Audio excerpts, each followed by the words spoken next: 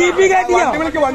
സാറേ ജീപ്പി കയറ്റ്, sir ജീപ്പി കയറ്റ്, sir ജീപ്പി കയറ്റ്, ജീപ്പി കയറ്റ്, sir ജീപ്പി കയറ്റ്, സാറേ ഞാൻ സഹായിക്കാം, സാർ ജീപ്പി കയറ്റ്, എടുക്കാം, സാറേ എടുക്കാം, സാർ ജീപ്പ് ജീപ്പ് തന്നെ കയറ്റിയാൽ മതി. ഇല്ല ഇമാര് നെമ്മാർത്തല്ലേ കാണിക്കുന്നത്, ഇമാരെ നമ്മൾ താല്പര്യം അത് അരമണിക്കൂറിന്റെ കിടക്കും.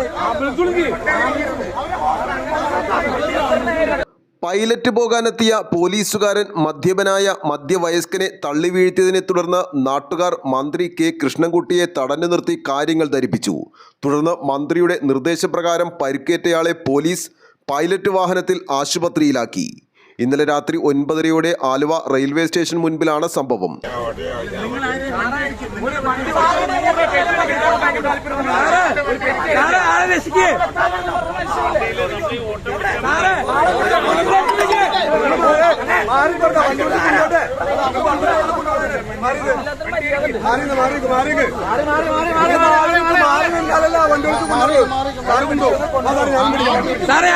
കൊച്ചുവേളി മൈസൂർ ട്രെയിനിൽ ആലുവയിലേക്ക് വന്ന മന്ത്രി കെ കൃഷ്ണൻകുട്ടിക്ക് പൈലറ്റ് പോകാൻ വടക്കേക്കര പോലീസ് ജീപ്പാണ് രാത്രി 9 റെയിൽവേ സ്റ്റേഷനിലെത്തിയത്. ഈ സമയം മാന്യമായ വസ്ത്രം ധരിച്ച ഒരു മധ്യവയസ്കൻ മദ്യലഹരിയിൽ എന്തൊക്കെയോ വിളിച്ചു പറഞ്ഞതിനാൽ പൈലറ്റ് ജീപ്പിലെ ഒരു പോലീസുകാരൻ ഇയാളെ തള്ളി റെയിൽവേ സ്റ്റേഷന് പുറത്താക്കി. ഇയാൾ വീണ്ടും തിരിച്ചെത്തിയതോടെ പോലീസുകാരൻ പിന്നെയും തള്ളി.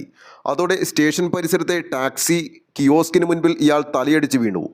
രക്തം വാർന്നതോടെ ഓട്ടോറിക്ഷ ഡ്രൈവർമാർ പോലീസുകാരനോട് ആശുപത്രിയിൽ എത്തിക്കാൻ ആവശ്യപ്പെട്ടെങ്കിലും വഴങ്ങിയില്ല. ഒടുവിൽ മന്ത്രി എത്തിയപ്പോൾ നാട്ടുകാരും ഓട്ടോറിക്ഷ ഡ്രൈവർമാരുമെല്ലാം ചേർന്ന് മന്ത്രിയെ തടഞ്ഞ് കാര്യങ്ങൾ ധരിപ്പിച്ചു.